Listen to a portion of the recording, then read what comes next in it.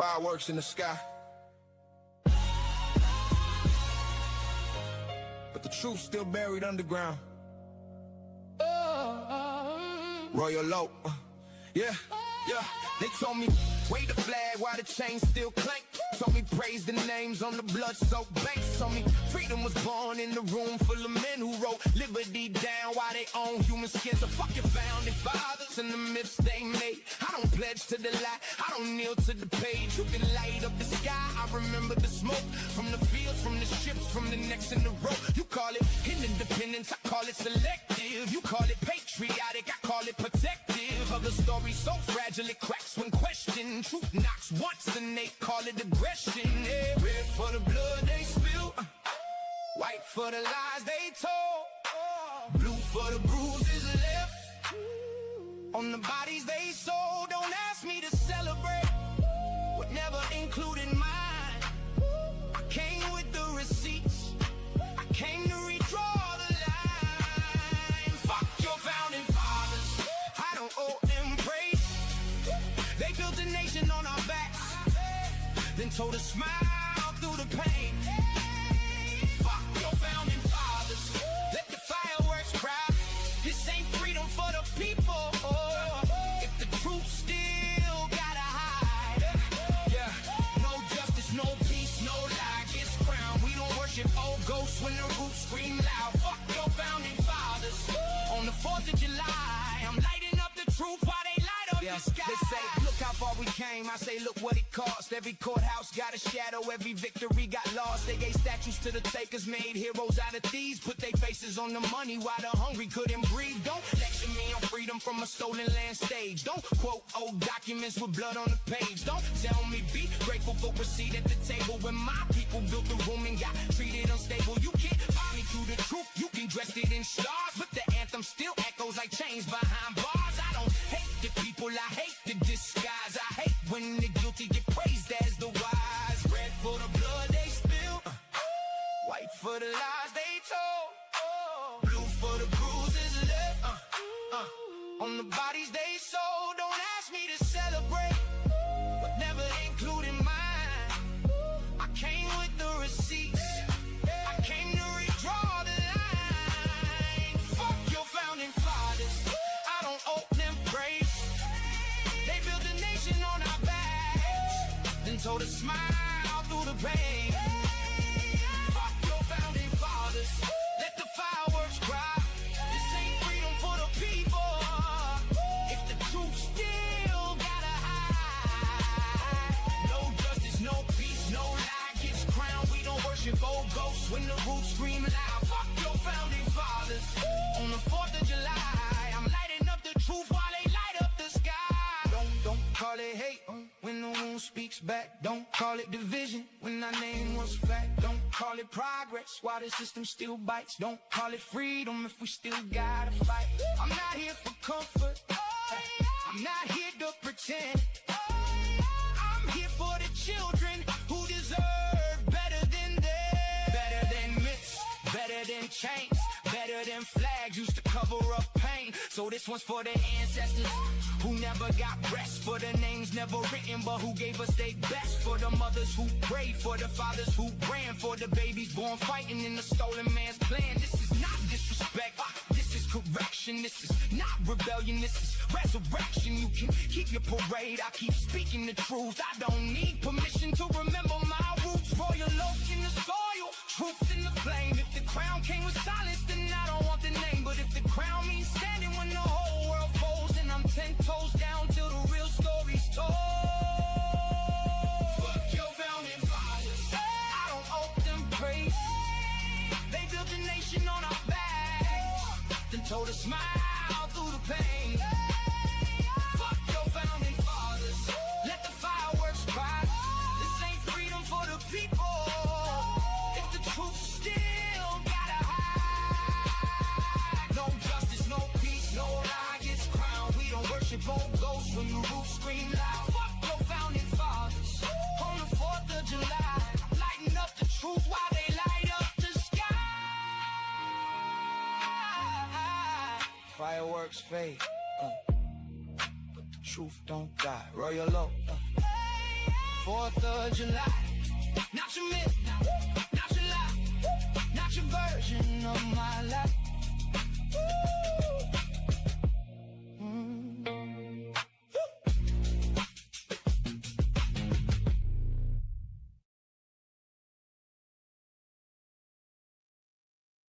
All right. Hello, everyone. Thanks for tuning back in once again to the original Queen Ahmadiyyah Shakur show. I'm your host, Queen Ahmadiyyah Shakur, and this is your daily vitamins. Okay, please forgive me for being so late. Y'all, I was trying to get something together. I had this audio and I was trying to enhance it, okay, so that you all could hear it better. Anyway, with that all being said, hello, Buckhorse DC. All right, Truth Brown is in the virtual building. Juju, Angie is here. Nene, DJ The Truth TV. Elvin Jackson. All right, let's get into it. Everybody hit that like button. Thank you. 57 Beige Fox. All right, Alice. OG Patrice is here. Aquarius Rising. Wally the Truth. I said Aquarius already. Nubian King. All right, Dangerous. Shalavit Israel is here. Greta. All right, Mr. Elevation, I see you. Lieutenant Maxwell, Diane, Dan, Byron. Okay, let's get into it. Okay, the infamous Marty Marr is even here. Okay, so shout out to all of my loyal royals and everyone tuned into the Queen. And a big shout out to my moderators because y'all know they be putting in work. All right, I see you, Leon. Okay, so now before we get started, just anticipate. Let's have a brief word from my sponsor at 12 Tribes. In the meantime, please hit the like button. It doesn't cost you a thing. Here we go. Do not buy 12 Tribes on Earth hair growth oil and hair magic elixir unless you want super healthy, gorgeous hair that grows. They have a whole line of amazing hair growth products, including hair growth leave-in conditioner spray, hair growth shampoo, hair growth spray, and hair growth butter. I'm starting to sense a theme here. They include quality natural ingredients. They smell amazing, and you can see the results for yourself. So if you're looking for healthy hair growth for your natural or relaxed hair, try 12 Tribes on Earth today.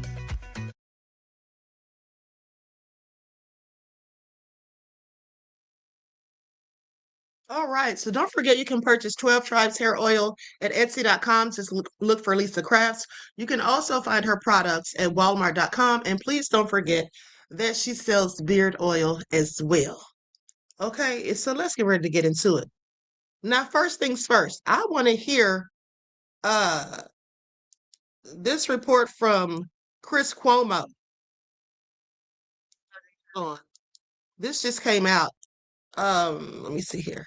Why the Nolan Wells death raises so many questions. Let's see what he's talking about. And then we're going to talk about these allegations that these two women made where they said that his body was transported upside down or face down. We're going to talk about that and why that would be done. Okay? So let's get ready to get into it. Lights up. Here we go.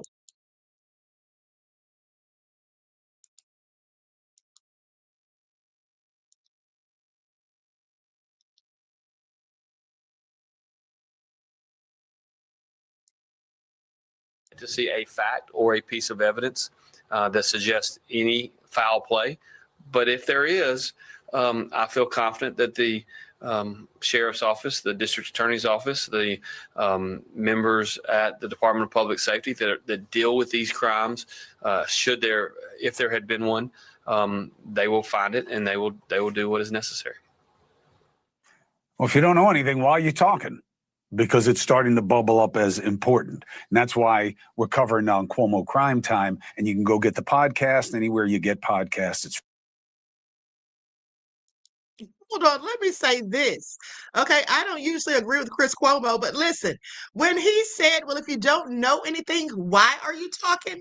Isn't that what I said? Because, dude, you're coming on here talking about you don't know, don't have all the evidence or information, but you're up here giving this opinion that no one asked for, by the way, and failing to give condolences or show empathy. Okay, but let's continue.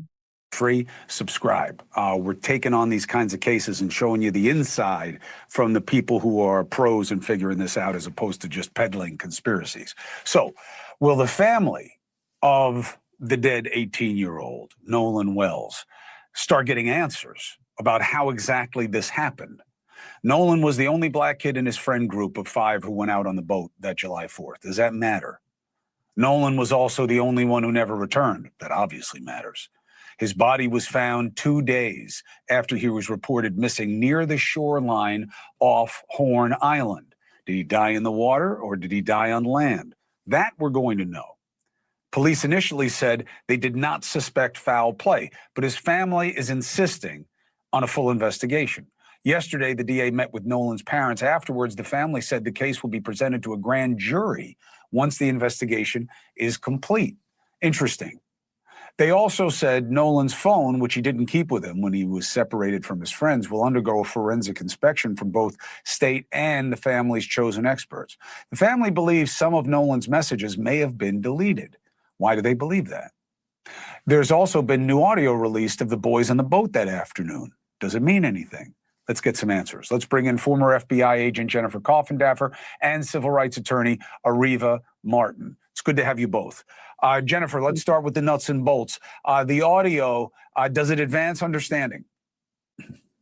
Not really, Chris. I guess in a sense, it advances the fact that they were discussing leaking on the boat, that a bilge had an issue. Really, that was it. There was nothing in it that showed anything nefarious, any fighting or anything along those lines. So in that aspect, yes, it gave more clarity. When the investigation is done, we will present it to a grand jury. Now, Ariva, that can mean something. It can mean nothing, because you can always go to a grand jury. It kind of gives the accountability over to the jury. No, I think it's an important development, Chris, in this case. This case, basically, Nolan Wells died, and his death is a mystery to all of us at this point. And when you have a case of this nature, a suspicious murder, suspicious death, I shouldn't say murder because we don't know at this point, but a suspicious death, I think it's appropriate for this case to be submitted to a grand jury. And I believe the independent investigation that's happening with respect to the phone is appropriate, as well as this independent autopsy, which the family has also commissioned as well. Look, you got to look at Mississippi. You have to look at the history of racial terror in Mississippi, the history of African-American victims in a state like Mississippi. And I would concur with the family that they should have independent forensic evidence that is presented to a grand jury, because there is no trust that this family has in this law enforcement agency. You have the governor coming out making statements. You said yourself, Chris, if you don't know anything, why are you talking? So to even have a governor weigh in at this early stage is seemingly inappropriate, particularly since we don't know the facts, and this notion that there's no foul play, there's no evidence to support that statement whatsoever. That answer will be that question will be answered in large part, Jennifer, by the autopsy. Am I correct? Absolutely. That autopsy is going to show, listen, is there water in the lungs or wasn't there water in the lungs? If there's water in the lungs, that is going to show he likely drowned. If there isn't, that would show that there was foul play and that something happened in advance of him going into that water. So the autopsy is key, along with the toxicology. And this is points of evidence that are independent, meaning no matter what, both individuals, whether it's the ME or whether it's the independent people conducting the autopsy, should come to the same conclusion because it's scientific. So Dusty, when you were answering the question, said to me, what about the toxicology? Would that decide it?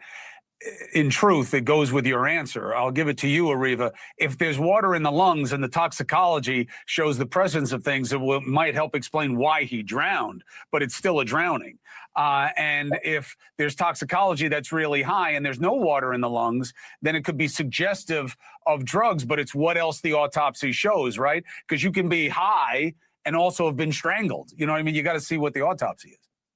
You can be intoxicated and still be pushed into water and drowned by other people. So the drowning itself or water in the lungs is not going to be dispositive about whether a crime was committed in this case.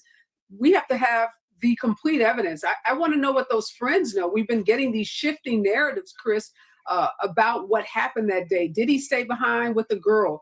Was the girl even on the island? There's some accounts that the girl left the island and wasn't on the island with Nolan Wells. What did his friends know? When did they come forward with the information that they did have access to? So I don't think water in the lungs alone or even whatever we learn from this toxicology report alone is going to give us all the answers this family and this community deserve.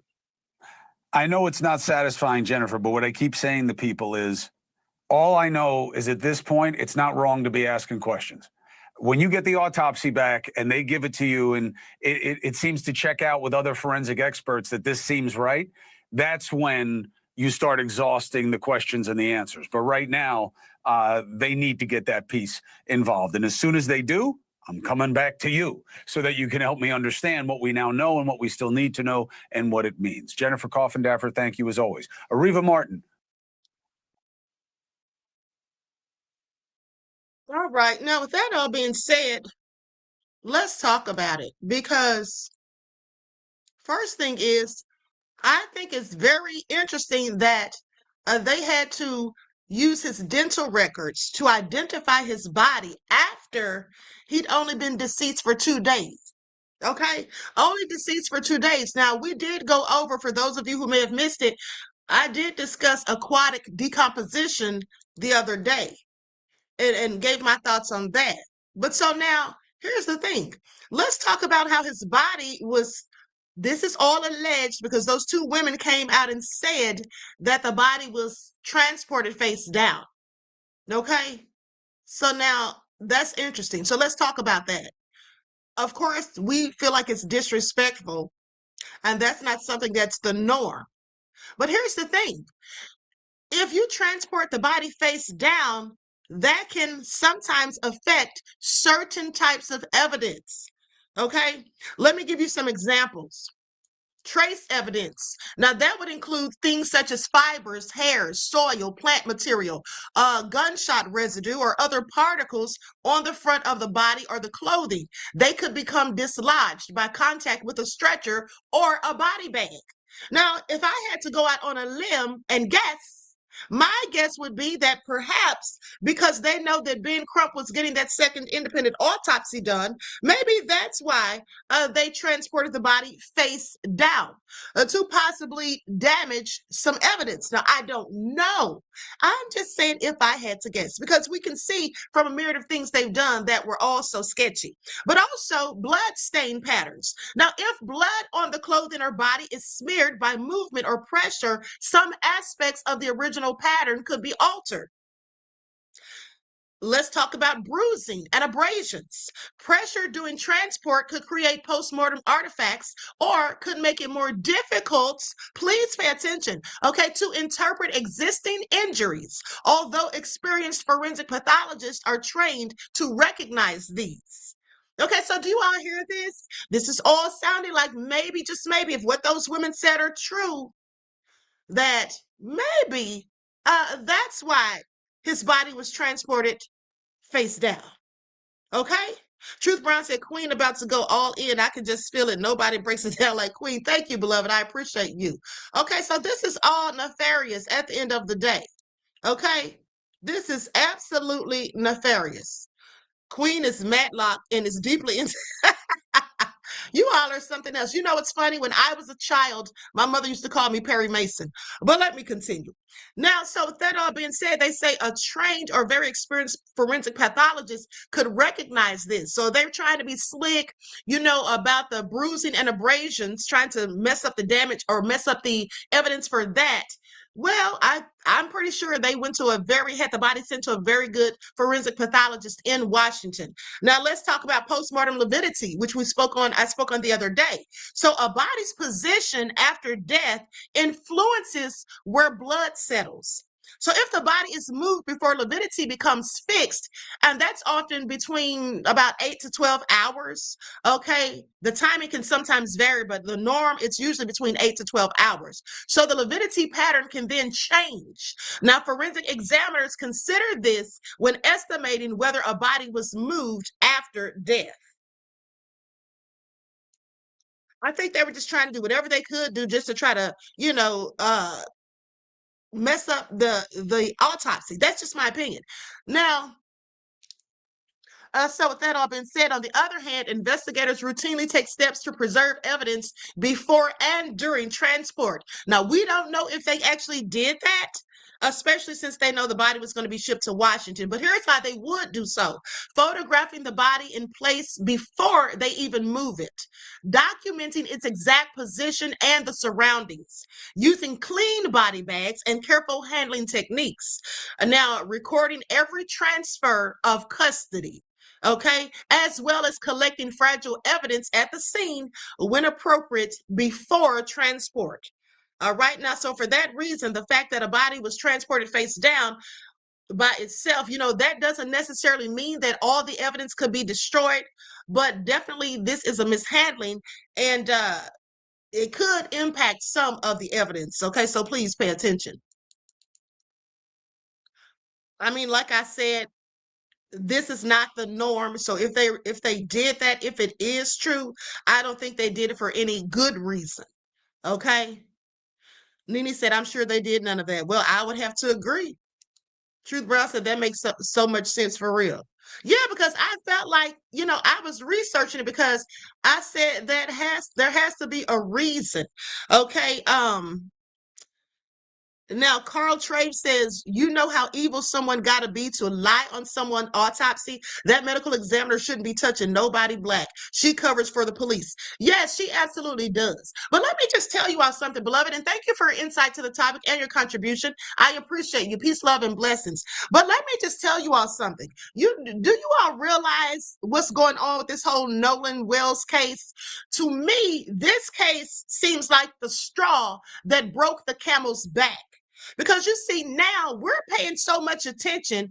It's like this case is really exposing the nefarious corruption that has been going on down there in Ocean Springs. I mean, look at how the judge, Ashley Cole, how she's been exposed. The medical examiner, things are coming to light. See, hopefully they will not continue to be able to get away with the nefarious things that they have been alleged to have been getting away with and covering up for likely decades. Now, that woman, the medical examiner that they have, has done so much damage, allegedly, okay, in other cases. Specifically, it really ticked me off when I found out about that case where she embalmed those people's child so they couldn't prove their case, okay, because he was out with his white friends, okay, when he died. So that really ticked me off, and the thing is, the family should have sued her. Okay, they should absolutely have sued her because you don't do that. And then the brother said that she lied and told them that they do not perform autopsies on drowning victims. That's really crazy, because how would you know that the person even drowned unless and only if you performed an autopsy? Because someone could have been thrown in the water after they were already dead. A myriad of things could have been in play. So why would you even do that? But see, this is the thing. This is why it is very important to know the law and to know about certain things. Because if you don't, they'll just tell you whatever and expect you to just go with it. Okay, but now let's talk about this grand jury situation, because I already told you all how they're trying to skip the step, in my opinion, by not arresting someone first, but sending information to the grand jury, right? So here's the thing. If they're sending evidence to the grand jury, you know what that means? That means that Sheriff Ledbetter, when he said, oh, there's nothing to see here, folks, there's no evidence of foul play. Obviously, there is some evidence of foul play. Otherwise, why would they be taking evidence to a grand jury for them to decide if someone should be indicted or not? Okay, so that's proof right there that they know darn well there was evidence of foul play. Okay, please pay attention. Now, with that all being said, moderators, please keep an eye out for trolls. Okay, please keep an eye out for trolls. They love to come in trying to paint narratives and whatnot. Okay, so now let's talk about it. Likes up, everyone, please. Like and share. Thank you in advance. So a case can be presented to a grand jury before anyone is even arrested for several legitimate legal and investigative reasons. Now, in some jurisdictions, investigators and prosecutors use the grand jury as part of the charging process rather than arresting first. And in this situation, of course, that's what they want to do, because they don't want to arrest those wealthy white folk down there. They just don't. And these people are all in a little clique. Okay, as far as I'm concerned, everybody knows everybody. You know what I'm saying? They're all on code. So Now, it could be the fact that investigators simply need more evidence. You see, police may believe a crime occurred, but want to gather additional testimony, documents, phone records, or forensic evidence before making an arrest. Well, I don't think that's the case because they could have already gathered all of these things. And here's the thing, let me just tell you all some of the things that they could have already made arrests for. Okay, now remember I told you all days ago that by the fact that they had Nolan's phone and didn't return it to the mother until she tracked it to them, that is tampering with evidence. Okay, that is tampering with evidence, and specifically and especially if they deleted things from that phone, which it doesn't even matter because through phone records they would be able to retrieve whatever they deleted. I believe that when Tashima, Javon's mother, went to go and pick up the phone, and she said that it in fact took them about 15 or 20 minutes to bring the phone, I think they were deleting things then because clearly they were not expecting someone to come and pick that phone up. So that's probably why it took them so long. They were likely they're trying to delete as much as they could. Okay. And they were in a rush. So that's just what I think. But also, they were drinking alcohol because we did see that they had what looked like cans of beer or whatever. So they should have been trying to figure out who supplied them with beer. There were rumors of some of the friends doing illegal substances. They should have been investigating that. And if it's found to be true, to find out where they got it from. Also, they should have been talking to whoever manned the boat. And they could have brought them in to see if they had been drinking. Okay? Because that would be a BUI violation. Boating under the influence is absolutely a thing. Okay, so these are just some of the things that they could have already brought people in for. And even though these may be charges they didn't really care if they stuck, they could have brought them in to get them to start talking. Scare tactics. Good cop, bad cop, like I told you all days ago. But they didn't do any of this, and they didn't for a reason. Now, with that all being said, grand juries have subpoena power. You see, they can compel witnesses to testify and require the production of documents or other evidence that investigators may not otherwise obtain voluntarily. Like if somebody doesn't want to cooperate or whatever. My thing is, another thing I would like to know is have they collected the cell phones of the other people that were supposedly with Nolan? If I had to venture to guess, I would say no. But they were so busy asking for Nolan's phone, I just felt like they should have been asking for everyone's phone. Okay? Because if they did something nefarious, 9 times out of 10, these are young people. Okay, they would likely have been exchanging messages or saying something about it amongst themselves and possibly deleting these things after the fact. But of course, again, you can get anything that has been deleted. So, with that all being said, the suspect is not in custody or their location is uncertain. This will be another time you go to the grand jury prior to having the person arrested. Now, these people, they absolutely know where their location is. Prosecutors may secure an indictment first and then execute an arrest warrant under the suspect or when the suspect can't be located. So it could be a complex case. Cases involving multiple suspects, financial crimes, public corruption, or complicated homicide investigations often require extensive evidence before charges are filed. Now, this, in my opinion, is a complicated homicide, but at the end of the day, I think they have more than enough evidence to make arrests. That's just my opinion, but what do I know? Now, also, the prosecutor may want an independent review. You see, a grand jury can determine whether there is probable cause to charge someone, which provides an additional layer of review before an arrest. Okay? But here's the thing. Sending a case to the grand jury does not necessarily mean someone's going to be charged. Okay, they could return an indictment, which will be a true bill, okay, meaning that it finds probable cause to charge, or they could just decline to indict and find no bill, okay, meaning it doesn't find sufficient probable cause based on the evidence presented. But I want you all to pay attention because even with the little things that I just said, okay, and I'm not in law enforcement, but quite frankly, I do believe that someone should be indicted when this goes before the grand jury. And if no one is indicted when it goes before the grand jury, I would be really surprised. But I'm pretty sure someone's going to be indicted, because you know what I told you all. You can indict a ham sandwich, okay? You don't even, because like it's so one-sided. The prosecutor goes in with all their evidence or whatever. The other side doesn't get to really say anything.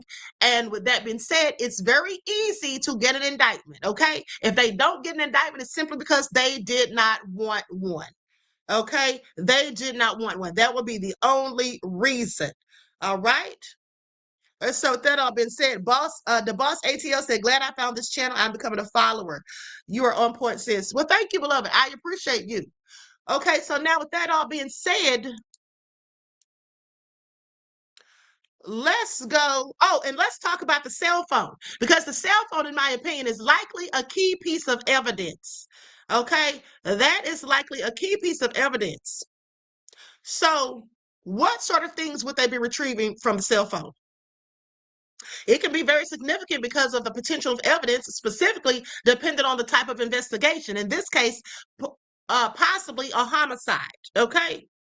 So now the phone by itself doesn't prove someone committed a crime, but it could corroborate or contradict statements, and then it could also be used to help reconstruct events. Okay, they can go through the call logs and see who contacted whom, when, and for how long.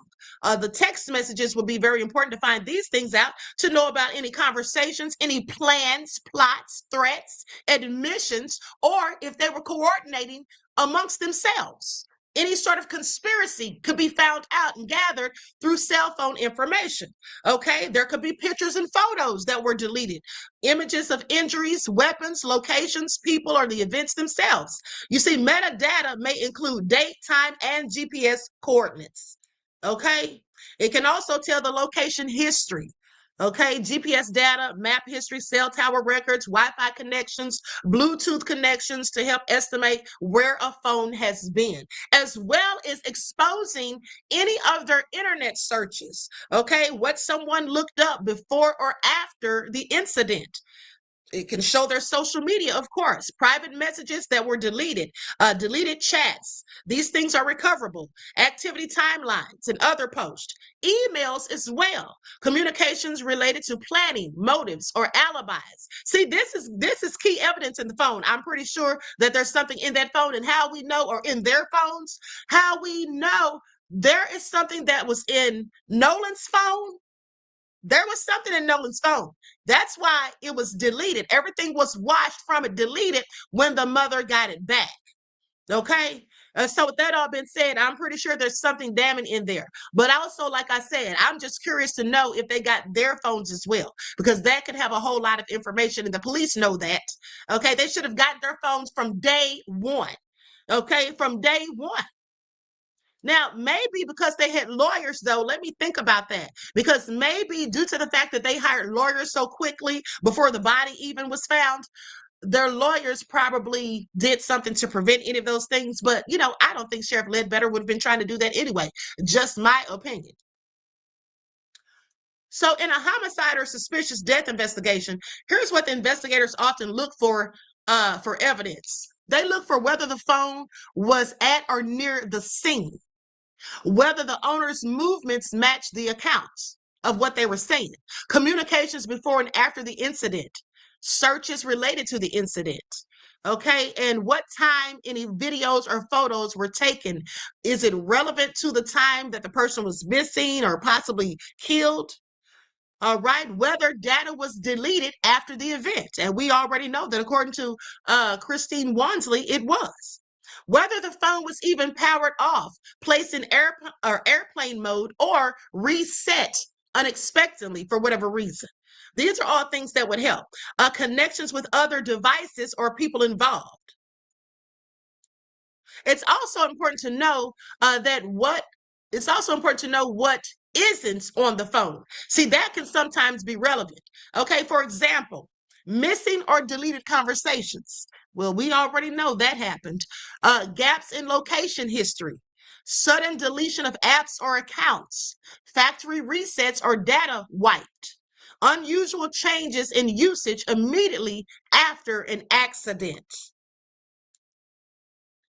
So with that all being said, any single piece of phone data should be interpreted cautiously. Okay, GPS locations can have errors, timestamps can be affected by device settings, and missing data does not necessarily indicate wrongdoing. But the forensic analysts, typically, they're going to be able to find these things out because they combine phone evidence with witness statements, surveillance video, physical evidence, and other records before making their conclusions.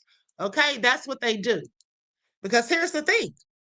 If you've told the police information, if you've said anything to the police and it doesn't necessarily add up, okay, and they can find evidence in your phone sometimes to see if you've told lies, if you've given misinformation, if you just left out certain things or whatever. So it could be very detrimental.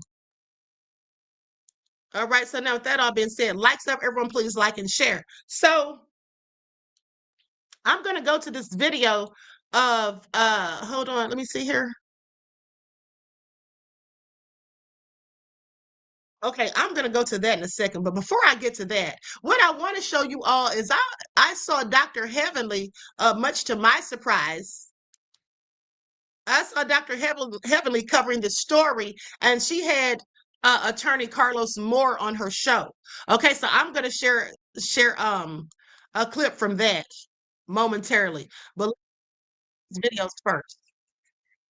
This Nolan Wells situation. If the situations were reversed, if the circumstances were reversed, and it was 3 black boys who took a white boy out and the 3 black boys came back and the white boy did not, it wouldn't matter that they didn't know what happened. Those 3 black boys would have been in handcuffs. Those 3 black boys would still be in questioning to this day. I can see the Fox News headline now, right? They would have used it as proof. See, we told you black people were dangerous. We told you black people were bad. And that's big facts. The double standard is real in America. Yeah, that's the absolute truth. We already know, had that been a lone white teen going out with 3 black people and not shown back up, come on. Especially if they were moving how these kids were moving, lawyering up, going silent, removing social media and all of that stuff. Absolutely. They would have known that was suspicious and they would have been arrested already. Okay, but with this, it's like everyone's being handled with kitten gloves. Okay? Everyone is being handled with kitten gloves. Likes up, everyone, please like and share. Mods, I see Greta Lee is asking for my Cash App. Could you please drop that in the chat? And thank you, Greta, beloved. I appreciate you. Let's take a moment to address this new dispatch audio that was put out and to talk about what the FBI says they're focusing their attention on while helping Mississippi officials. Number 1 in this audio, am I bugging or is it not the whole audio? Why do they keep clipping it? We're thinking, can you all please come? NBC News has obtained audio as part of a records request that details the group calling for towing assistance. And is everybody on board in good health otherwise? Yeah, everybody's on board. You can clearly hear that there was more that somebody was saying at the beginning of the call before they clipped it to start talking to play the second part of the call. But why not just play the entire call through if you got the dispatch audio? The other thing I want to point out is that people keep saying that Ashley Cole, the judge, said in her statement that they left the island when the boat started malfunctioning. That is not what she said. What she said was they left Horn Island at around 4:30 when the boat started malfunctioning. Now, obviously, she's a judge, so she knew to say around, even though you could have easily went into anybody's phone who made the call for help and seen the exact timestamp because you know that would be valuable information. But also, why do y'all keep telling us about the call, but not telling us what time the dispatch call came in? All those records should be available. And the last thing is the FBI said that they're assisting with the investigation, but they're focused on the interstate threats that are coming into individuals who they don't want to reveal the identity of, AKA the young men. That is what y'all are focused on in this situation. I keep trying to tell people that this lady is a judge. She knows how to get certain evidence out and the timing of getting certain evidence out. This could have all come out last week when they thought he was just missing. Why are we getting all of this information now? And why are y'all breadcrumbing us? So We're getting this information now because Ben Crump stepped into the picture. That's really what it is. Notice how everybody started coming out making these statements, and by everybody I mean like Sheriff Ledbetter coming out asking the public to help. Excuse me. He previously had not done that I recall, and Ben Crump did it first, and then he mimics and does the same thing. Okay. And then the governor comes out. This is all because Ben Crump has come into the picture, getting much more traction on this story. And also because of that second autopsy. They know that they're not going to be able to hide what the hell happened. They know that now. Okay, so now they're scrambling, but at the same time, still trying to protect these people.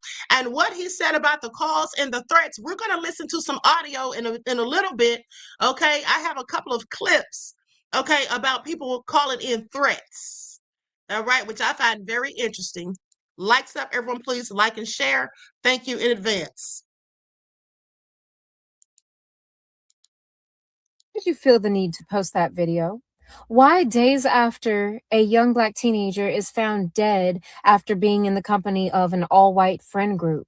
Did you feel the need to video yourself and your white family on a boat with your 2 Black friends? And in a sarcastic tone decided to say, "Oh, the horror," in your caption, and say maybe they're just enjoying themselves on our way to Horn Island. What was the purpose? This is an example of nice racism because you, sir, posted this video trying to minimize the discussion around racial injustices and violence against Black people in this country at the hands of white people. And in doing so, you proved yourself to also not be a safe space for Black people, regardless of how many Black folk you have in your proximity. This is what covert racism looks like. This video was dismissive, it was dehumanizing, it was in ill taste, and it tokenized your Black family members or Black friends. This is covert racism. This is the nice racism because it doesn't scream slurs. It doesn't burn crosses and wear a white hood. It turns a Black family demanding answers for their dead child into a punchline for a sarcastic joke. And it does it with a smile, a boat, a trip to Horn Island, and a tokenized Black or brown person in the same company of the people who obviously have a problem with them, judging by the comments he's leaving and liking. Nice racism, covert racism, is the type of racism that hides behind colorblind fantasies. It's the type of racism that says we all bleed red. It's the type of racism that tries to divert the conversation away from the injustices that are racially motivated in this country. It tries to escape from the uncomfortable feeling it gets when talking about race and how this country was built on racism and functions in it still today. It's the type of racism that's quiet, that smiles, that uses manners, that says you're part of the family while surrounding itself with the same people that it claims to love, but also turns around and says it's not about race. But whether or not this man will call himself racist is beside the point. The fact of the matter is, this is what racism looks like when it gets defensive, when the conversation is about race. This is what that Darvo looks like when it comes to Black people's relationship with white people in America, the narcissism, surviving it and enduring it on a day-to-day basis. So remember and take this video as an example that racism isn't always loud and aggressive and overtly violent. Racism can be a video posted in a sarcastic manner to try to convey that the colorblind fantasy is real. This is actively trying to minimize and silence the voices of people raising awareness to real issues that are happening to our people in this country. All because it makes them uncomfortable. All because they do not want to face themselves and the history that they have in this nation. Just because someone is nice does not make them safe. Nice does not equal non-racist. And it doesn't matter how many Black people you have in your family, in your video, or on your boat. Because Okay, and she's absolutely right. And see, those are the ones that get on my last nerve. Okay, so let's talk about it for a second. You know, when I was telling you all about the people that get in those TikTok lives and they sit there and try to talk all nice and all of that. Or no. A better example would be that white defense attorney that I showed you all a clip. He was on Willie D's channel the other day. Now, if you all remember, I told you all to pay attention to how he's sitting there smiling and nodding his head like he's in agreement, nodding his head yes, like he's in agreement with what Willie D is saying. And then as soon as Willie D is done, he immediately tries to shift the narrative. Okay, he was doing a whole lot of that. Anyone with sense and who's really being honest and not disingenuous, they would really go ahead and tell the truth and shame the devil that this country is full of racism and that they know that this case is absolutely about race. Now, we don't know if what happened to Nolan specifically was about race because we really don't know what happened to him as of yet. We're speculating. But what we do know is that the sheriff's handling of the investigation is absolutely about race. And I showed you all that this morning, how the young white child who they were investigating what happened to her, how they did all these other things really quickly, okay, while they sat here and stalled and dragged their feet in the case of Nolan. Okay, I want you all to pay attention. Absolutely covert racism. They'll sit there and pretend they're not racist. It's like the lady who came in my chat the other day, Dixie, whatever her name was. I knew she was racist right away by the fact that her name was Dixie. When people call themselves things that have something to do with patriotism, the flag, and things like that, or American, this, that, and the third, they're usually racist because racist people in this country specifically, they hide their racism or they try to hide their racism under the guise of patriotism. So I already knew what Dixie was about. I let her stay in the chat because I knew that she would not be able to keep up her rules because that's what they do. They come in with smiles and, hey, everybody, how's it going? And then they start saying little things as I'm going in about the case. And then she's saying, oh, do you have proof of that? Oh, can you verify that claim? You know, and then when I went in on someone else who was blatantly racist, okay, and then once I said something to them and kicked them out of the chat, then she couldn't hold it together anymore. That's when she called me a racist. Okay, so that's what I was waiting on her to do. I was waiting on her to show herself because I knew that she was a covert racist. I knew it. But see, I let them sit there so they expose themselves because they always will. Something that you do or say is going to trigger them, especially someone who's telling the truth, okay, and who is passionate about the case. That's really going to upset them, all right? And especially someone who will not be fooled. Someone who will not be distracted, someone who doesn't fall for their deflection, gaslighting, or the projection of it all. Those are the worst people for them, okay, for them. They hate that. Okay, so please pay attention. These are absolutely the tactics they use. Now let's go to this clip with Don Lemon and the guy from TMZ. I'm going to use an overlay. And also, beloveds, please get the likes up. I don't ask for much, but could you please get the likes up because the math ain't mathing. Okay, we have 494 likes and there's 1,600 people, over 1,600 people watching. Okay, I'm going to sit here and wait. Let's try to get the likes up to at least 600 really quickly because y'all know me. I will pause this video and sit right here and wait on it. Okay, I do too much hard work for y'all to not at least like the video. That doesn't cost you a thing. Who are out on Horn Island are not only from Ocean Springs. So who knows who's out there? The big question is when the friends were gone, who was Nolan with? Because that's really where you want to be suspicious of what happened to him, right? Because by all accounts, when the friends left, Nolan was okay. He was alive, he was fine. So something happened after they left at 4:30, and because no one has come forward to say what they saw, we're all left speculating and in most cases thinking the worst. Got it. Thank you, Charles. Look, if you guys get any information, you guys know that we partner with you as much as possible and get you on. Let us know absolutely. Because this is very important. We've been covering the story and the engagement has been, I'm surprised by the engagement and the interest in the story. And it's I think everybody looks at it and they kind of put themselves, if you're white, you look at it and you think a certain way. If you're black, you look at it a certain way. And if you're just someone who thinks about going out and doing things with your friends when you're in high school or college, you think about how it would have gone for you. And I think that's why everybody relates to this story. Charles from TMZ. Charles, we'll be watching TMZ live later today, and we appreciate you joining us. Come back soon. Say hello to Harvey and the rest of the gang. Appreciate it. Will do. Thanks, Don. Thank you very much. So again, that is how much information. What does this do for the story? Look, to me, You know, getting, as someone who is a boater, getting a call because a boat is taking on water and you're having trouble with the bilge pump, that's serious. Now, what this means for the investigation, I'm not sure. That's extremely serious, because if a boat is taking on water, as you know, that's the end of it. If there's too much water in the boat, then the boat it sinks. And that could be problematic for everyone. Now, I think this is just me thinking, when we had the former judge on, and the former judge said that he believes that there's ample evidence, or someone should be questioning whoever the boat captain is, or whoever the adult is, whoever is getting alcohol for these minors, because the drinking age is 21, that should be part of the story. And so maybe some of these people are quiet because some of these may be family boats, companies that people own, that, you know, they don't want to lose their license or whatever to having young people drinking on a vessel that they own, or it could be a family boat, right?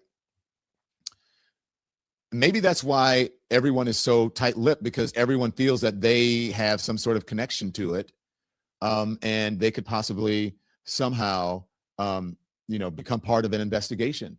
So maybe that's why they're not saying anything. I'll have to disagree with Don on that, because even if that were the case, that would not be a good reason, in my opinion, to not come forward. Okay, because that's something minuscule, and the main thing here is to get to the bottom of what actually happened.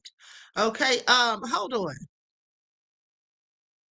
hold on, Mr. Billy Bathgates, beloved. I'm going to delete your comment. Please refrain from using any kind of derogatory, racially charged terms. That goes for everyone in my chat. Okay, I don't allow that. Okay, so please don't.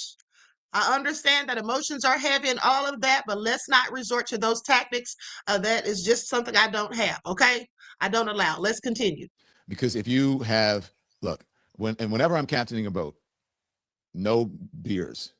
Maybe when I get back and we start cleaning up, but I try my darndest, and I usually don't. Maybe every once in a while I'll have one beer or something, just to be honest with you, but I don't like to drink when I am captaining a boat, because when you're out on water and you're out in a boat, something can go wrong so quickly. Not about Brittany said, can we call them demons? Yes, beloved, because nefarious people can absolutely be a demon, and it wouldn't matter what race or ethnic group they belong to. Absolutely. That, I mean, you just have no idea. You could, you know, hit a rock. There could be some debris in the water. You could lose an engine. Your bilge pump could stop working. I mean, just somebody, you know, man overboard. Like, you just don't know, because usually that's where I live. Children under a certain age, I believe it's under like 14 or 15, have to have on life jackets as the boat is moving. Adults do not. So if something goes wrong, you're going to have to, in a split second, find out, oh, where's the life jacket or whatever. So that's why I like to be clear-eyed and sober whenever I'm captaining a boat. Okay, so now,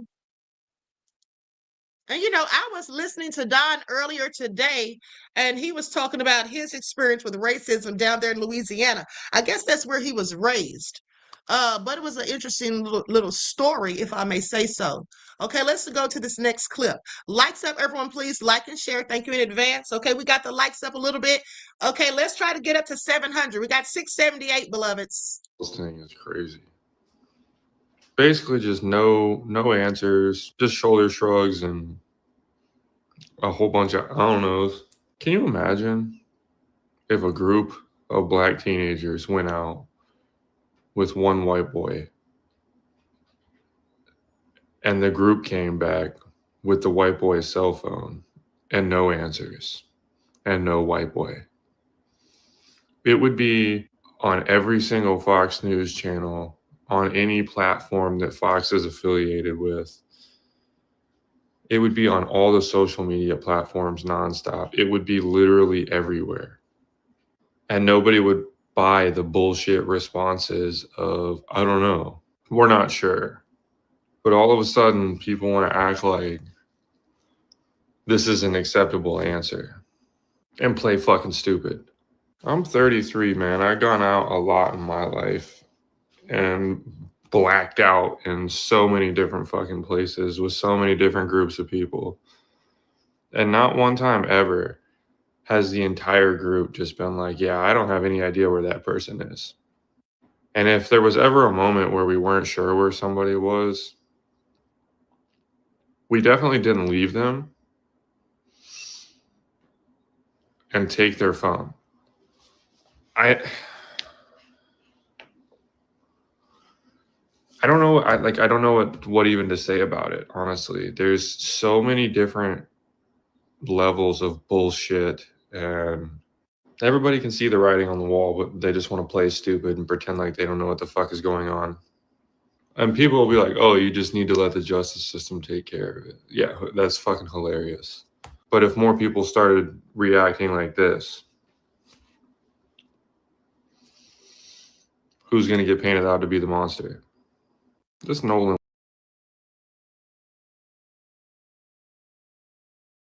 Forget I was muted. Exactly. He's absolutely right. Now, I want to go for a moment back to that press conference. I just want to go to this clip where during the press conference, and I think I pointed this out to you all the other day, where one of the reporters tried to mislead the investigation. Okay.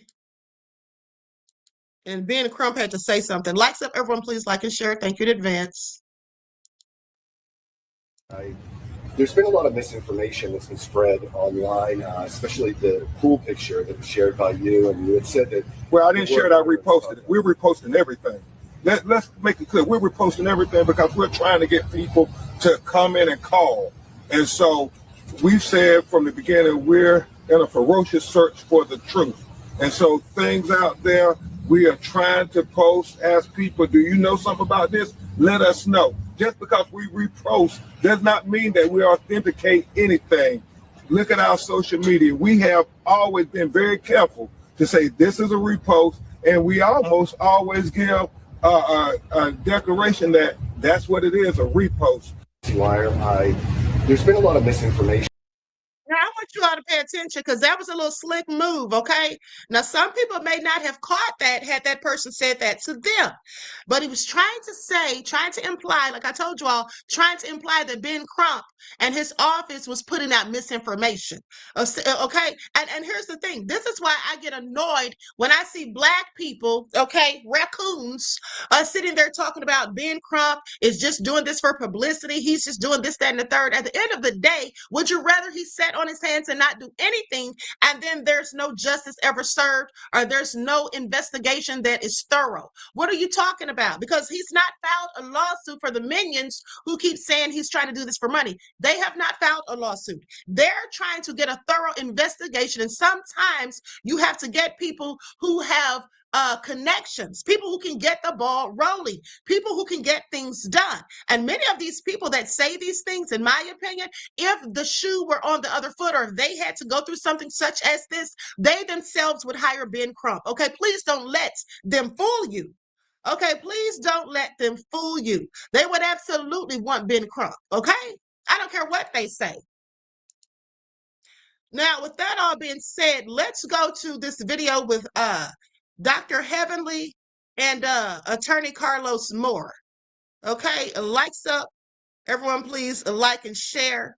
Okay, I mean, I feel like we should not be just dragging our own people for no good reason, just because of something you think. And even if that is the case and you just don't agree with whatever is being done, you can sometimes just keep stuff to yourself. I hate Black people that just get online and try to go in on their own people when something so serious is being spoken about. When we're trying to draw attention to something so serious in our community, you have these raccoons who feel like it's so much better for them to get out there and just talk against people who are trying to actually get things done. Okay, that's very ignorant and obtuse of them, in my opinion. Carlos Moore, he's a former judge in the state of Mississippi. The reason that's so important is because y'all know that whole Nolan Wells story happened in Mississippi. We're going to get the ins and outs of being a judge in Mississippi. We're going to talk about being Black and being a Black man in Mississippi. That and more tonight on the Unpolished Show with Dr. Heavenly. This is a show where y'all ask the questions. I put your questions in the question box, but don't forget to like, don't forget to subscribe, and don't forget to hit that notification bell so every time I go live, you can see it, okay? But without further ado, I'm going to bring my guy, Carlos Moore, Judge Carlos Moore, in, and we're going to talk to him about it. Judge Moore, how are you today, sir? I'm great. How are you, Heavenly? Dr. Amazing. I saw that you had a fundraiser, and you know a lot of people. I do. I do You know a lot of people. Jamal Bryant. I saw, was it Terrence Howard? Yes, Terrence Howard is one of my clients. Yes. You came from Mississippi, came to Georgia, ran for Congress. Tell us about yourself. I ain't gonna even put it out there. Tell us about yourself. How are you? I'm good. I'm Carlos Moore. I am a native Mississippian. I started practicing law about 2002, so nearly a quarter of a century ago. I've been practicing law for 6.5 years. I served on the bench in Mississippi in two separate jurisdictions, Clarksdale, Mississippi, and Grenada, Mississippi. But interestingly enough, I'm from Jackson County, Mississippi, where Nolan Wells was residing. And so I'm very familiar with the players down there. And when I heard the story, I started praying that he would be found. And unfortunately, he was not found. I went to school with several members of the Wells family and the Wansley family. So I'm very familiar with those families. And I offer them my deepest condolences. But yeah, I have been all over the world. I served as the 79th president of the National Bar Association from 2021 to 2022. And so I made a lot of contacts nationally with members of Congress, specifically the Congressional Black Caucus, the White House, state houses across the country, as well as governmental officials across the world. I was received by the president of Ghana during my presidency, as well as the president of Guyana in South America, Guyana. So I've been all over, and I'm ready to put that experience to work. Well, before we talk about your congressional race, I want to talk about Nolan Wells. Let's jump right in there. What do you know about this case? And is this the norm for Mississippi? I know what I think in my heart and soul, but what do you think happened, and where are we going with this case? I don't think it's the norm in that the way they usually investigate cases. I do believe because this case, unfortunately, involves race. You have 3 white individuals that went along with Nolan Wells to an island off the coast of Mississippi, 10 miles off the coast. The 3 white individuals returned home after the July 4th party on the island, and Nolan mysteriously disappeared, and no one seemed to know what happened to him. In fact, I am told that several of those 3 young men lawyered up immediately, even before the body was found. And one of the young men has a mother who is a judge, a chancellor, a chancery judge there in Jackson County. And so she went on Facebook a couple of days after the body was found and started trying to tell her stepson's side of the story. So she's trying to use the prestige of her office to influence a potential jury venue already. So it's been very strange. There has been no arrest of anyone. And I do know that in Mississippi, had the roles been reversed, if a black boy would have come back, some black boys come back and a white person was dead, those black boys would have been immediately suspected, and they probably would have been immediately arrested within the first 48 hours. Wow. Tell me this in your expert opinion. As a judge, I mean,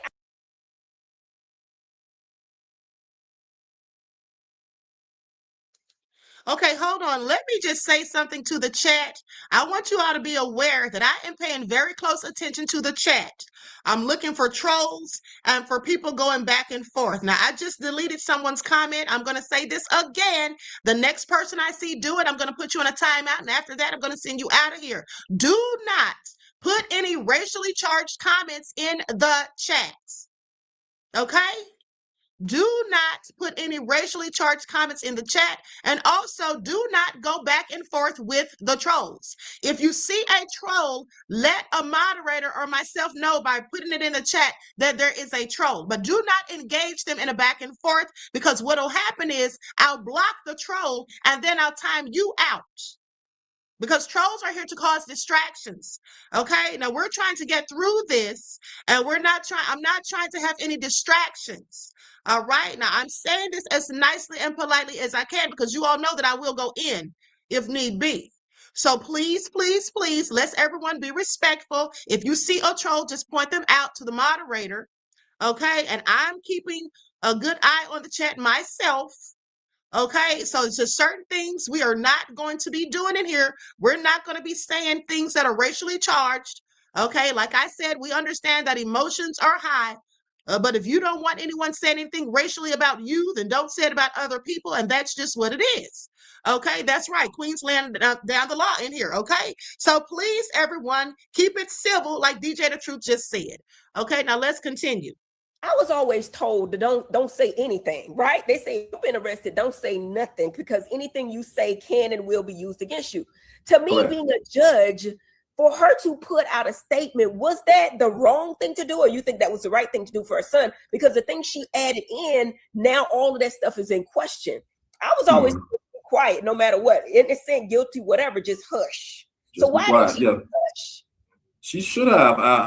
The rumor mill was going, and everybody was saying that one of the boys had a mom, a stepmom that was a judge, but that would have just been rumors. I mean, if she confirmed that she was a judge and went on Facebook, and then if she had just done that, she may not be in so much hot water. But then she started trying to talk for the boy. And so why can't he talk for himself? If he hadn't done anything, they've lawyered up and told him to remain silent, apparently. And so to get his side of the truth out of there, or his side of his truth out of there, they tried to go through the judge, but that's improper because that's just blatant hearsay. It absolutely is. And let me say this too. Now, there would have been nothing suspicious, in my opinion, if they had lawyered up, if they were charged, or if they had been deemed a suspect by the police. Well, then if you want to get a lawyer at that point, that makes sense. But to just immediately go to getting a lawyer and deleting social media accounts, and Nolan's body has not even been found as of yet, and then speaking on him in past tense when the father came to retrieve the keys. These are all telltale signs that they were up to something, and I'm sure it was nefarious. Okay, so I'm sure, well, I'm not going to say I'm sure, but I'm going to say it is in my belief that when the autopsy report comes back, it's going to say that Nolan was likely beaten, okay, and that things were done to him. Because I feel like the fact that they had to use dental records to identify him so quickly, he'd only been gone for 2 days. And they had to use dental records to identify him. Something was wrong with his face, and I don't think it happened in that water. Okay, because first of all, he wasn't there that long, and second of all, I don't think he was ever there. I think he was probably placed there. But that's just all speculation. Okay, please don't confuse my speculation with the facts. I don't want to paint narratives. I'm just sharing my thoughts and views. Let's continue. And so, if you're gonna remain quiet, and don't try to speak to somebody else. On this show, we try to give all of the accurate information, but it's so much misinformation out there on social media. You never know what's true, what's not.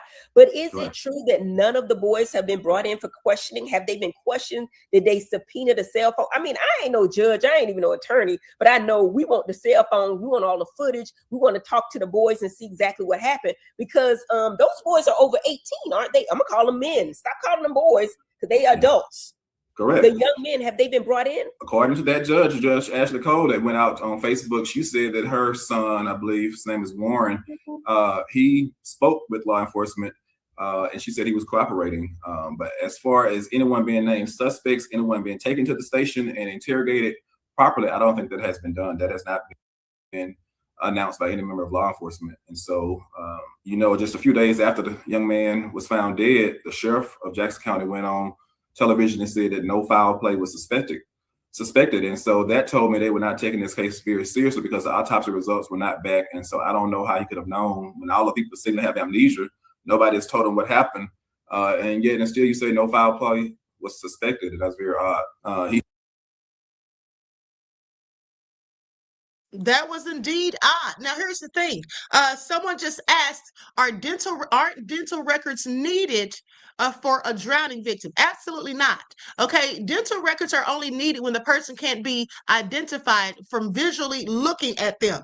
Okay, if you can't tell if it's them or not, that's when they need dental records. But also, I went over this the other day. Maybe you missed it, beloved, but when I talked about the aquatic decomposition process, if someone has been in the water for that period of time that Nolan's body was supposedly in there, and I say supposedly because we don't know if he was in fact there or placed there. So that being said, his body was not waterlogged according to the Cajun Navy. So if it wasn't waterlogged, it would be very unlikely, in my opinion, and from what I read, the research that I showed you all, and this didn't come from Google or ChatGPT, this was a peer-reviewed source, which means it's been reviewed by multiple scholars, and they all agree on that information. So with that all being said, it would be unlikely that, not saying that it couldn't happen, because there's always exceptions to any rule, but for him to be unidentifiable in that span of time and his body not even being waterlogged would be an anomaly. Okay, so let's continue.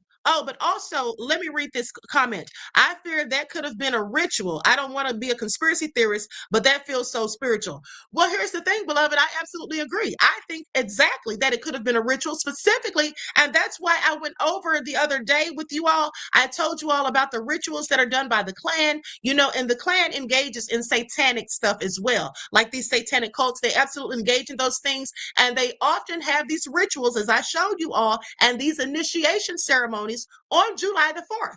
Other holidays as well, like Halloween.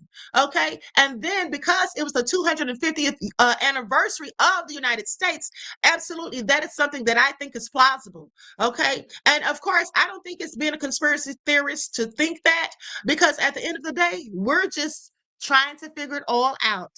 Okay, we're just having conversations. Everybody's showing their thoughts and views. At the end of the day, the autopsy is going to tell the real tale. Okay, Betty Boop says every one of the two boats in question needs warrants.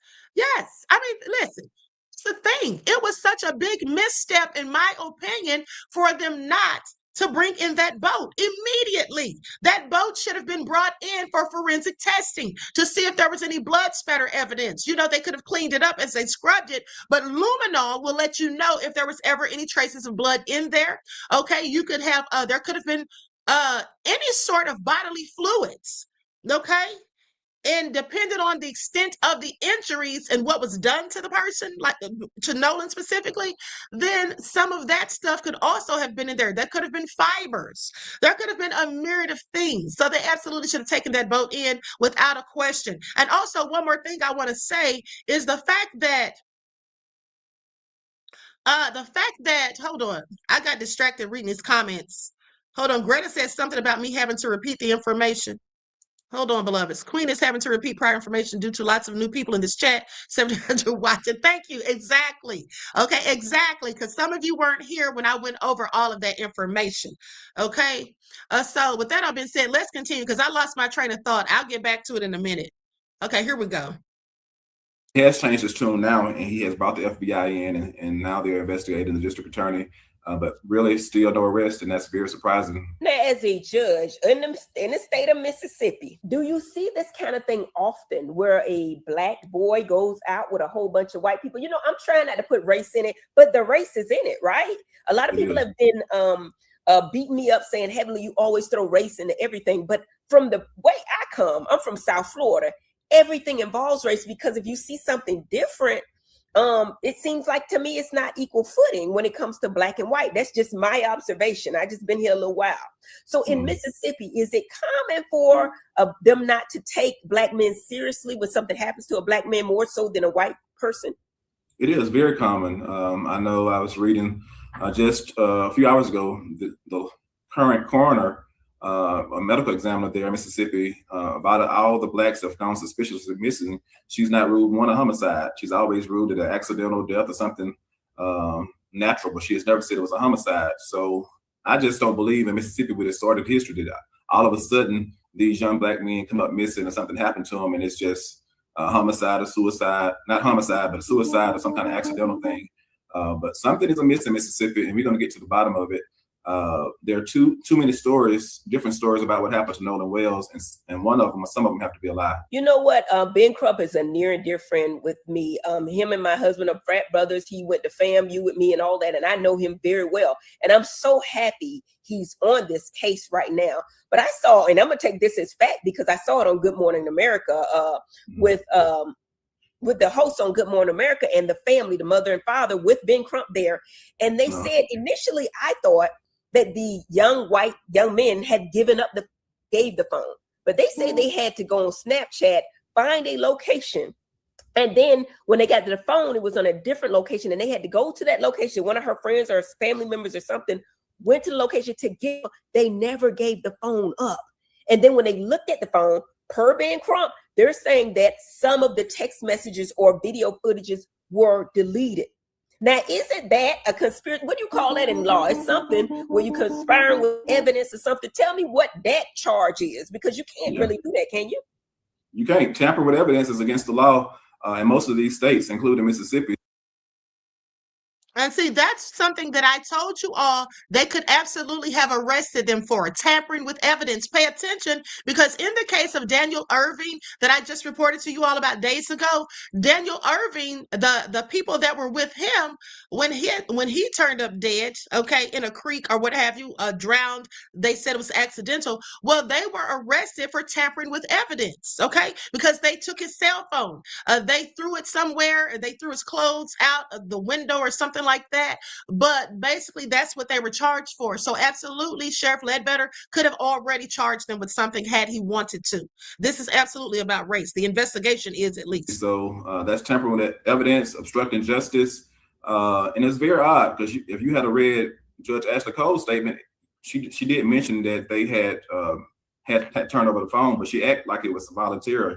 They didn't tell us until being and them got involved, and the parents, that they had to go search for the phone using Life 360 and Snapchat. So that's very odd. And so right there, in a regular situation where racism was not involved, you probably would have had somebody immediately arrested. I mean, you had got the boy's phone, he's missing. You didn't voluntarily go turn it in. Y'all should be friends, and you know where the family lives. So you didn't make a phone call. You didn't send a smoke signal. You didn't do anything. And then when you get there, you have to wait 15 minutes. The friend of the mother, I heard, had to wait 15 minutes at the door before they even gave her the phone. And then they did the same thing with the car keys. They had his car over there, and the father went to ask for the keys, and the boy said he didn't know where the keys was. He had to insist that he go look for them thoroughly, and he finally found them minutes later. But it's just very odd. A white persons of interest get the benefit of the doubt in Mississippi. Black people, they would have immediately been arrested and still sitting in jail or trying to get enough money for bail. Well, the interesting thing is a lot of our Black young men show up missing. And, my thought process always was they were getting the bodies for the organs, right? But this is something a little bit different. And I've heard different stories out there where a group of white guys, and, I'm not, what words you use, I'm not adding to the case, but I've heard several incidences where they take the only Black boy, young man with, and then they leave them in order to survive. Now, isn't there two stories? One of them said that he stayed there with a young girl. And then another story says the girl says she went back with them. Why don't they bring everything to the table? That's my question, Carlos. Everything can be proven very easily. For example, we can know if Mitch McConnell is dead or not. All we got to do is have 1 minute with him in the hospital. Y'all gonna put out a picture, do a video live on somebody's network, and we'll know the facts. This is easy to prove, correct? It's easy to prove. And just in case some of the law enforcement agents were new or something, they know what they're doing. I tried to lay out what they should be doing and how they should be doing it, but evidently they're not listening fully, because it's not rocket science at all. I mean, you issue the search warrants. They bring a judge an affidavit saying that they need access to cell phones, to Snapchat, to the boat that was allegedly cleaned at 3 a.m. in the morning. I mean, that should have been seized immediately. And so they're letting them tamper with evidence, destroy evidence. And I'm afraid that because there have been no arrests, these people, I'm told, are pretty wealthy. They could just leave the country and never come back and stand trial. I mean, it's just that bad. They're just that successful. One dad is potentially, one person of interest dad is a ER doctor down there. And you got his wife is a judge that we were talking about. And he's talking about Warren's parents. Okay, Warren's mother, his stepmother, is the judge, but his father is also a doctor. These people have money. And, at the end of the day, they absolutely could flee if that's what they chose to do. And Ledbetter knows that. They come from very successful families. And if you continue not to name them suspects, they're free to, I'm sure they got passports, get on out of here. Absolutely, absolutely. Now, Judge, from a judge perspective, I always like to hear, because you were a lawyer first with your own practice, and then you became a judge. But from your perspective, what should the public expect next? What should we expect now? I mean, we know that Ben Crump got the body, right? And they shipped it to DC. That's true. Yes. Because they don't trust the administration or people in Mississippi to do an accurate investigation. So they have the body. Now I'm hearing, now I don't know what's true or not, but did you hear that the body was tortured, or the boy was beat up on the body, or is that something somebody made up? I heard that this morning. I saw that when I woke up, and I've seen it from different sources. I don't know where the rumor started, so I am interested to find out. I heard something about the transport of the body. Yeah, I was in transport to DC. Who were transporting the body? Yeah. Yeah. So I always said, where there's smoke, there's fire.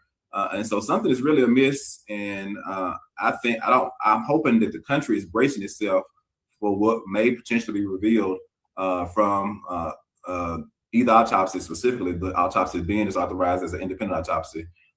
There is something strange in the milk. And I just hope we can prepare ourselves. We thought we had moved past the Emmett days in Mississippi, but I'm very afraid that it's going to be worse than we ever imagined. You know, and let me tell you all something too. For the people, first of all, Anika says, "Love what you're doing here, Queen. Justice for Nolan Wells." Absolutely, beloved. Thank you for your kind words, and yes, justice for Nolan Wells. And thank you for your contribution to the channel. I appreciate you. Peace, love, and blessings. Okay. Now, here's the thing. The whole thing that they have going on, with all of these lies being told, misinformation being put out, people trying to muddy the waters, this should let us all know that these people that are acting like there's nothing to see here, and I mean the people that are online, okay, the MAGA minions, these people themselves, they pretty much feel that something nefarious happened. That's why they're trying to paint narratives. That's why they're trying to deflect the conversations, and that's why they're trying to put out things to muddy the waters. Because if they didn't think there was anything wrong, they would have no need to be trying to do these things. Okay, please pay attention. Okay, and another thing I want to say is for the people that have been talking so greasy about his mother, which they're so obtuse in my opinion, as I said before, the thing is, the fact that his mother wants to have like a party, a celebration of his life, I just think that is a very good idea because his face is unrecognizable. So there's not going to be an open casket. Okay, there's not going to be an open casket unless you was to do something like Mamie Till Mobley did with Emmett to make the world see the hatred that exists. But I wouldn't want to do that. And I think Mamie was so brave to do that because I don't think I could have done it. But at the end of the day, I think that is another reason why she wants to just have, a peaceful celebration of his life. Okay. And then some people also criticize the fact that his mother said that if we're going to protest or whatever, please do so peacefully. That's what Nolan would have wanted. And then, somebody was saying, oh, she's trying to tell us how to act. It's not about her trying to tell us how to act. You see, here's the thing. We don't want to give the MAGA minions any reason to try to come for us, to try to make it about us. Oh, the Black people out there rioting and looting. They're burning down stuff. They're out there acting like animals. You all know the things that they say. Okay, so we don't want to give them anything, anymore to go on, to try to paint narratives, to try to just distract from the truth, okay, from the facts that need to come out. Okay, so it is best for everything to be peaceful, and that's what's been going on pretty much anyway. Even in the case of Cohen Wiley, they were peacefully protesting.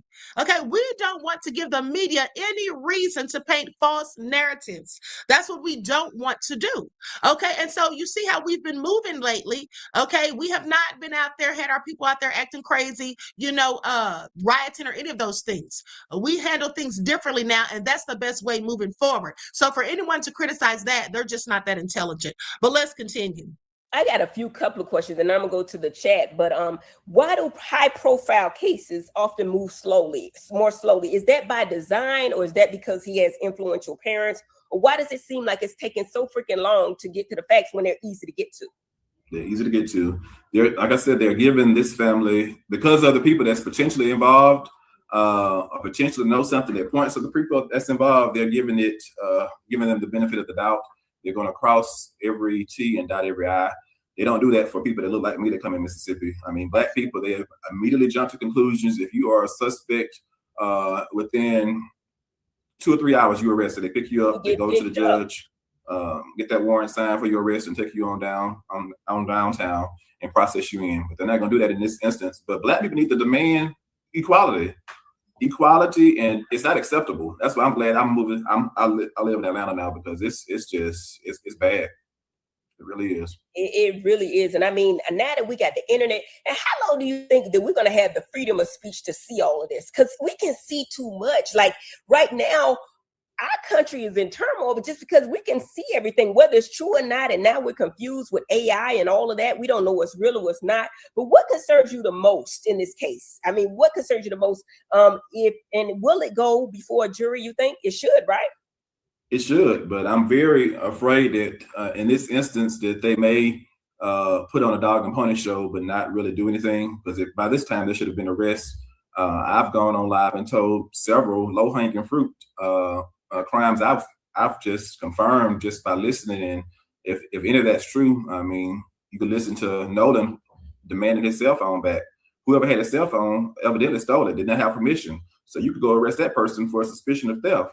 That person had maybe even arrested you. Once you start arresting people, you put pressure on them, and somebody, pressure bust pipes. Somebody's going to talk and tell the truth eventually. But if you let them get away for the underage drinking, the underage drugs that's alleged, whoever was contributing to the delinquency of the minors, the adults that contributed towards that, who was trafficking drugs, who was possessing drugs, drug paraphernalia, all of that is something that's potentially people could be arrested for and brought in and questioned. And once you start putting people behind bars, they start talking.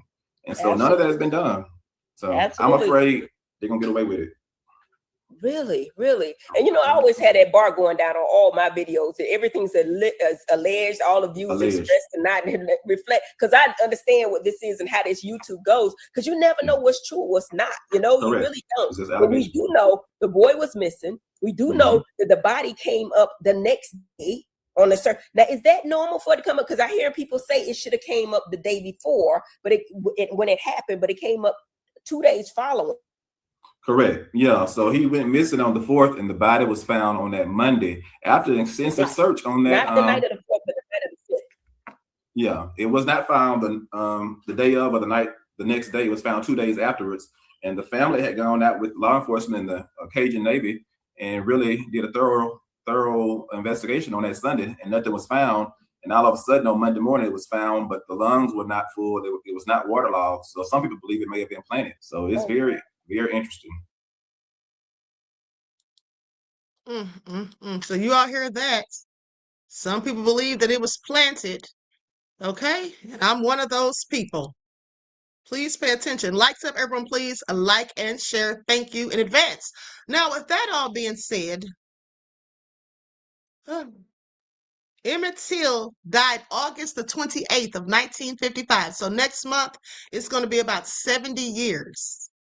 No, it's going to be 71 years. Yeah, it'll be 71 years since he passed. We're still dealing with stuff like that to this day. Isn't that crazy? Isn't that crazy? I think it absolutely is. Now, so with that being said, if you all remember, they were talking about some threats being made, and they say that's why the FBI is down there to investigate the threats involved in this case as it pertains to the people that, you know, may be witnesses or the people that may be talking. So I'm going to play for you a couple of clips. Now, this first clip is actually supposedly something that happened to Nolan's family. Okay, this is just their brief clips. Okay, but and I'm not even going to say what I had to do to get these clips, but please pay attention. This is supposedly something that happened at Nolan's home. Another Queen Ahmadiyyah production. RV advice, someone's knocking on her child's bedroom window. Another Queen Ahmadiyyah production. Turn around, get corrected. Level 313 Jackson, I'll head that way. What was that address again?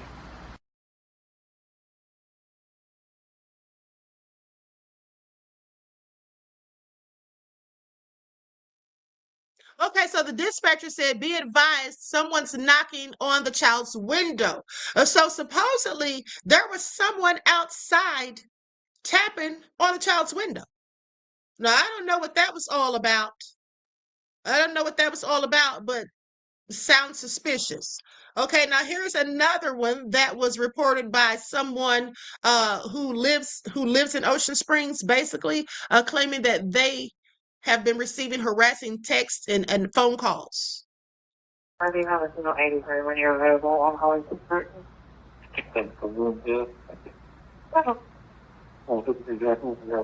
Yeah, single 83 again, a single 83. Another Queen Ahmadiyyah production. Yeah, I think we sent me 27 to enroll. We just lost our home and those were meeting harassing texts and calls in regards to the Nolan Wells case. making. Another Queen Ahmadiyyah production. However, he would like to make a report regarding the threats made to him and his family.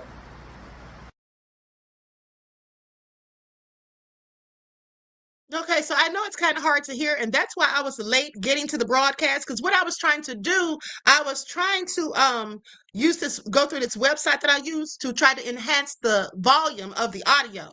Okay, because it sounds a little distorted. But what basically she was saying is that the person was reporting that they and their family were being threatened.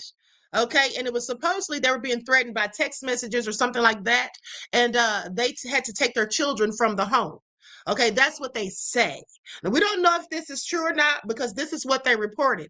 Now, if someone was calling the house making threats, then they would likely have audio of that and have given that to the police. Okay, so hopefully these things can be substantiated. But as I said, I don't think that anyone from the Black community is threatening anybody over this case. I just don't, because that's not what Black people tend to do.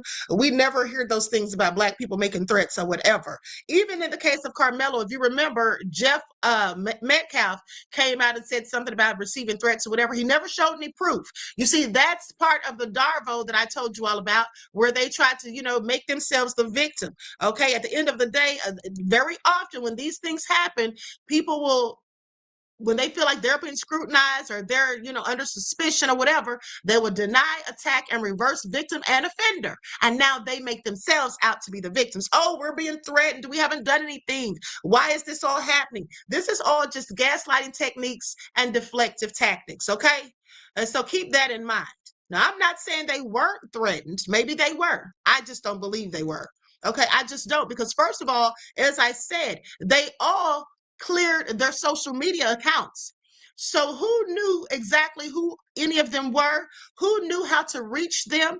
This person said they were being texted. So that means that someone had to know your phone number. So it's not some random Black people out here. It would have to be someone who knew them to be texting them, because how else would they have your number? Now, that's just my opinion. Okay. And so now let's talk about a few more things, and then we're going to conclude the broadcast. Of course, I'll be back tomorrow with more information. So first off, let's talk about the dental records. Okay, let's talk about the dental records. Hold on just a second. All right, now those are not Nolan's dental records, mind you. I'm just putting that on the screen. Now, with that being said, now listen. So dental records are used, and I did go over this before. I'll go over it briefly again just for anyone that missed it, okay? So here's the thing. Dental records may be used to identify a body found in water, or if the person, not just found in water, but if a person has been in a fire, had severe damage to the face, trauma, and things like that. Okay, so to the point where the face is not recognizable. So this would include cases of trauma, decomposition, animal scavenging, or prolonged exposure to the environment. Okay, these things can all make visual identification unreliable, even if the body has not been waterlogged. Like I told you all the other day, this could have happened to Nolan in the water. His face could have gotten messed up or whatever, but I don't think that's the case, because like I told you, it can happen even if the body isn't waterlogged, but it's not very often. This will be something that's rare. Okay, now the body has begun decomposing. So in cases where a body starts to decompose in water without becoming severely waterlogged, the early decomposition may change facial features enough that investigators prefer a more definitive identification.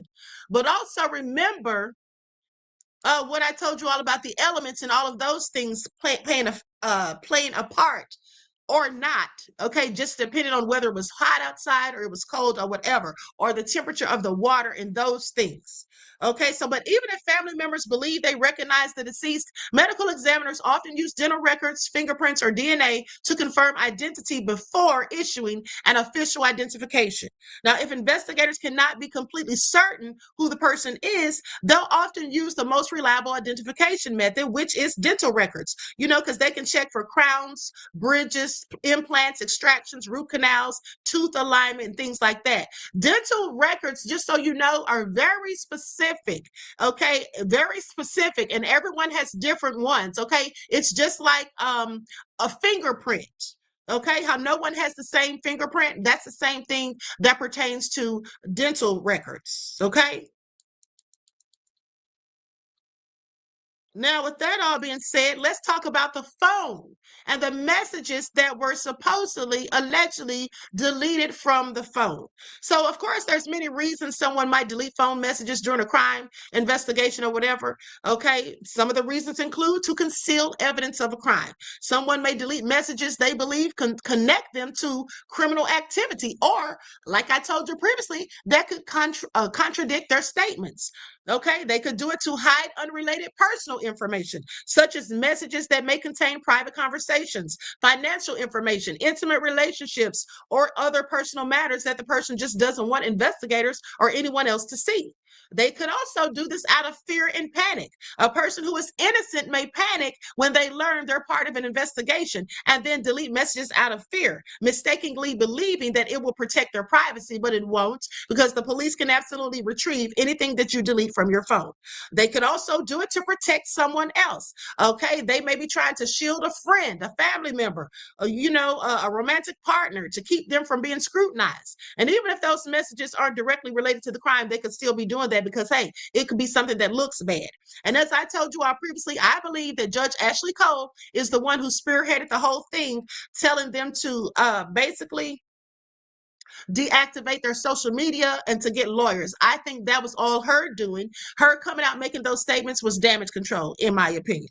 Now, and then also to avoid embarrassment. High profile investigations often attract media scrutiny, and some people may delete messages they think could be taken out of context. But here's the thing. Deleting messages can draw investigators' attention, okay? Especially if it happens after the person learns of an investigation, or after police request the phone, or they obtain a warrant, after the person is instructed to preserve evidence, okay? And then another thing is investigators may try to determine when the messages were deleted, what messaging platform was used, such as iMessages, Signal, WhatsApp, etc. Okay, they want to know whether backups exist. Okay, whether the message can be recovered from the device, cloud backups, the server provider, or the other participant's phone. Now, like I said, for the most part, these deleted messages can be recovered. Okay. And the important thing to remember is that deleting messages alone is not evidence that someone committed a crime. Okay, just want to make sure I tell you all that. But the fact that they did a myriad of suspicious things, not just deleting the phone records allegedly, because we don't know for a fact. That's what Nolan's mom has said. But they have done a myriad of things that look very suspicious. Deleting messages, okay, deactivated social media, okay, not wanting to come out and talk to the police, using the past tense when they speak on him. And also, I want to remind you all of this. This right here, in my opinion, just goes to show us that these people are absolutely racist, okay? This is supposedly Wyatt's brother. I see you reposted this, so I just want to let you know what really happened. Can't be listening to all those Black people saying his friends did something. He was with my brother that day on my boat, and he chose to stay. They know who the girl is. It happens at Horn all of the time. These guys posting this ish on TikTok are all worthless Blacks who want nothing but views. Nolan has basically lived in my house for the last 3 years. We would never do anything to harm him. Well, I don't believe that. I don't believe that they would never do anything to harm Nolan, especially since he said worthless Blacks. Okay, worthless Blacks. All right, please. If you're talking like that, I absolutely think you would do something to Nolan. Okay, please pay attention. Now, with that all being said, something else I want to go to is how they're trying to paint these narratives online, as I've told you, just saying things that are absolutely not true. I'm going to show you a couple of posts that I picked, that I screenshot, with them just out here telling lies, okay?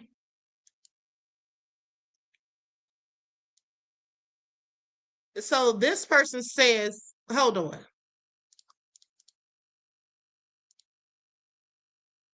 Actually, give me a second. That's not the one I want to show I want to show them in order. There was one before that. Hold on. Here we go. Likes up, everyone, please like and share. Thank you in advance. Okay, here we go.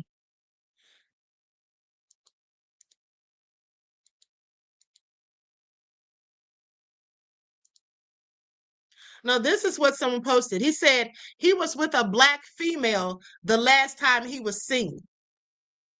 And then someone said, you know, basically went in on them. You people love to deflect your animalistic behavior and actions to Black Americans when you people do the most. It was a white female. Okay, so we all know who it was. It was Katie McCormick. But these are just some of the things that people are out here doing, trying to paint narratives. And like I said, the fact that they're doing all of this basically just goes to show that absolutely they feel like something nefarious happened. Okay? So let me go to this next one because they responded after someone said something to them about their comment. You can see what I told them. Okay, you know what that means, right? So then they said, truth hurts. Truth hurts, don't it? Well, unlike you, I have researched everything before I spoke, and you'll find out that he was with a Black female. That was the last time he was seen. Trying so hard to blame it on Black folk. And just like I told you all, how they try to paint that narrative, one of the witnesses reaching out to my friend Secret Service Sam and basically trying to tell him, yeah, that's right. That's what I told him, beloved. I'm basically trying to tell Secret Service Sam that he needs to be looking in another direction. Okay, basically trying to point the finger at Trayston and Javon. That's interesting because Trayston and Javon supposedly specifically Javon supposedly left before they did. And also, they weren't the ones scrubbing a boat at 3 a.m. in the morning. They're not the ones who ran and got lawyers. They're not the ones who didn't want to say anything. They're not the ones who got Judge Ashley Cole to come out and issue statements trying to defend them. They're not the ones who had Paxton come on someone's live and try to cover for them. They're not the ones that did any of those things. By the fact that these people have been doing so many suspicious things, at the end of the day, I absolutely believe that they did something to Nolan, and hopefully the truth comes out and they suffer the consequences. Okay? Truth Brown said, Queen, you said they were going to put it on them, on their other friends. Yes, I did tell you all that. I told you all before it even happened. I said they're going to try to pin this on Javon. I knew that right away. Okay, Not About Brittany says Officer Tatum was doing that too. No surprise there. Absolutely. Absolutely he was. And he should be ashamed of himself. Okay, I certainly hope that nothing nefarious ever happens to his children. Okay, because I would love to see how he would handle that. I mean, this man has no concern or care for Black people. I showed you all the video this morning where he was sitting there on Piers Morgan's show agreeing with Charlie Kirk, who said that, you know, Black people were better off during slavery. How crazy is that? A Black man agreeing with that, and the other white men on the panel looking at him like he was crazy. Okay, so when you have white folk looking at you like you're crazy and you're Black and you're saying something silly about your own people, that should tell you everything, or tell us everything we need to know about him. Okay? Not About Brittany says, I swear Officer Tatum is advanced AI. Okay, honey, I wish he was just AI so somebody could hack the program. All right. So anyway, with that all being said, beloveds, that's all for now. I'm going to conclude the broadcast, but like I said, I'll be back in the morning, okay, with more information. Me and Sam were supposed to do a live today, but we both had other things going on. So maybe we'll do something this weekend. But nevertheless, I'll be back in the morning, okay? And until then, beloveds, each one teach one. That's how we grow and thrive. Do something productive, constructive, but never destructive. And always remember to keep the Most High first in your lives. All right? And enjoy your strong end, not the weekend, leaving you in a weakened state of mind. Until next time, peace.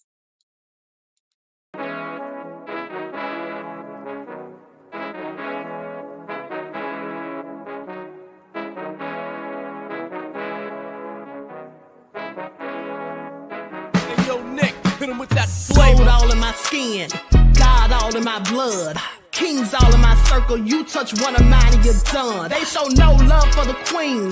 Why you hating on me? Is it cause I'm free and I got Malcolm X in my jeans? I got dreams like King Luther, shed blood like Kunsa. You ain't helping my people, I ain't got nothing to say to ya. I want all the smoke like hookah. Talking reparations, America won't be great until they give us compensation. I'm like, I'm the hottest right now. See a bunch of lames out here trying to jock on my style. They be doing too much. I'm the queen, it's too easy. It's like they all at Popeyes, how they be talking so greasy. I just sit back and laugh while these haters get madder. So nefarious how they don't want my pockets with cheddar. I tell them they can do better. These snakes in the grass can leave a bite on your ass, cause y'all be trusting too fast. I got my foot on the gas, other one on they necks. Dropping receipts on haters, you better show some respect. I'm never facing regrets, we only facing the threats. Running through every challenge like a relay, break no sweat. It's a cold game, so I got that blanket with me. Now that my people awaken, ain't no going to sleep. I do not play by my piece, this time I'm playing for keeps. You talking slick, but when I see you like them ends, we gon' meet. And I got gold all in my skin, God all in my blood, kings all in my circle. You touch one of mine and you done. They show no love for the queen, why they hating on me? Is it cause I'm free and I got Malcolm X in my jeans and I got gold all in my skin, God all in my blood, kings all in my circle. You touch one of mine and you done. They show no love for the queen, why they hating on me? Is it cause I'm free and I got Malcolm X in my jeans and I got